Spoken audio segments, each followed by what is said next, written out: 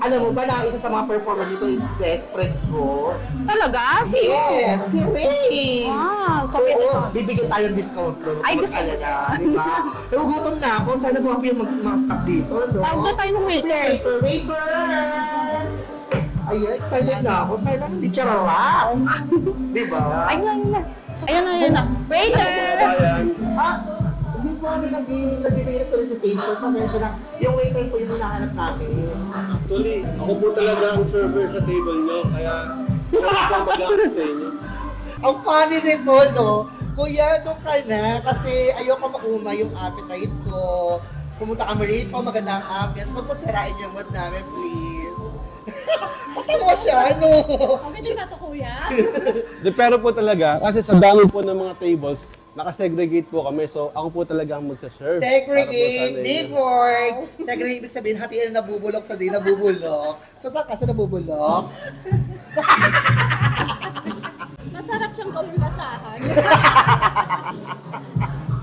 Pasensya ka na, ha? Kasi gusto lang namin kumain na masarap at ganahan kami.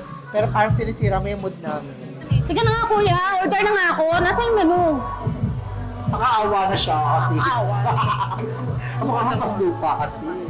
Ito na, order na lang namin Sige to. po ma'am, Yeah. sabihan ko si Chef, prioritize po yung order niya. Salamat po. Ano ba, Mars? Nasaan na ba yung kaibigan mo yung sinabi magbibigay ng discount sa atin? Andito na siya. Nag-chat sa akin. Ayun pala! Bebe! Bebe! Kamusta, Tol? Ayan, siya yung atay, Tol. Oo, siya yung magbibigay sa atin ng discount. Siya yung performer dito. May kasama yan si Bocha. Yung sinasabi mo magaling magkanta. Oo. Hindi masyado magaling. Oo, maganda lang yun. Para magigtan. Anyway. Uy, ano na? Nakakatawa naman. Dito ka na. Sabi mo sa akin yung staff dito, mga gwapo, masarap. Hindi naman, ha? Yung mga ano namin dito, tol. Hindi. Yung nag-serve sa amin mukhang hampas lupa. Grabe kayo. Diyos ko, kala ko taong grase. Sino ba yun? Sino ba nag-search? Hindi ko alam eh. Nasaan na ba yun? Matagal ka ng order. Sabi niya, bibigyan niya kami ng order. Tagal. O talaga ba? My Kaya God. natin mamaya-maya nandito na. Oo nga, napakatagal eh. Ay, ito ba yun? Oo naman. Nag-enjoy naman kami so far kasi maganda ang ambience, paligid, malamig, hanggang sa Maayos talaga dito mag-serve. Diyos ko sabi mo nga sa amin, masasarap at gwapo ang mga staff dito. Sa mga mabait, maasikaso talaga. Hindi, yung nag-serve sa amin. Hello mga sir and boss! Ito na po yung juice nyo muna. Speaking of the devil, BFF, siya yung sinasabi mo sa yung staff, nag-serve sa amin na tsaka.